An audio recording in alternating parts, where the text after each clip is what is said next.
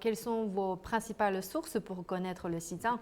En fait, j'ai vu, quantité, impressionnante de documentaires et de reportages, sur la question. J'ai aussi beaucoup lu, des sources chinoises, c'est-à-dire des universitaires chinois, des journalistes chinois, de simples citoyens parfois qui donnent des informations sur, l'histoire du Xinjiang, parce qu'il faut bien évidemment connaître le passé de cette région pour, comprendre son présent, mais aussi des informations, sur la situation actuelle.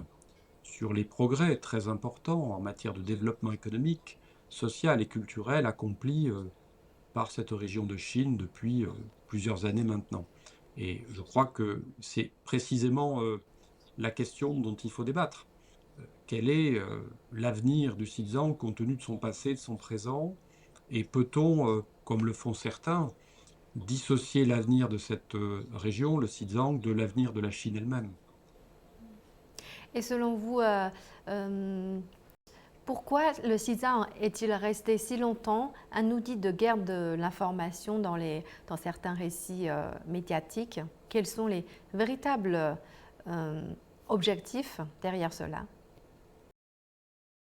Alors c'est vrai qu'il y a une guerre médiatique, une guerre de l'information, une guerre des mots, qui est menée par certains médias occidentaux depuis très longtemps, parce que le Xinjiang occupe une place particulière dans la géopolitique interne de la Chine, dans la mesure où c'est une région extrêmement vaste, située donc dans la partie occidentale du pays, au voisinage de grands pays asiatiques comme l'Inde, bien sûr, et puis tous les pays de l'Asie centrale. Et donc, il y a, de par sa position géopolitique et géostratégique, si vous voulez, depuis très longtemps, un intérêt particulier des Occidentaux.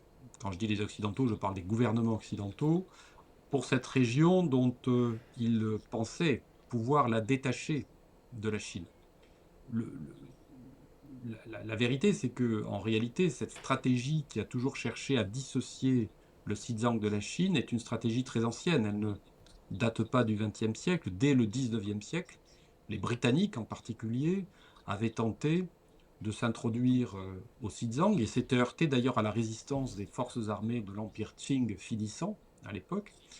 Et cette stratégie, on la voit à nouveau renaître à partir des convulsions que connaît la Chine à l'issue de la révolution républicaine de 1911, où le Xinjiang va connaître une sorte d'indépendance de fait, évidemment sur fond de manipulation, sur fond de manipulation étrangère, dans effectivement le contexte qui est celui de l'impérialisme occidental à l'époque.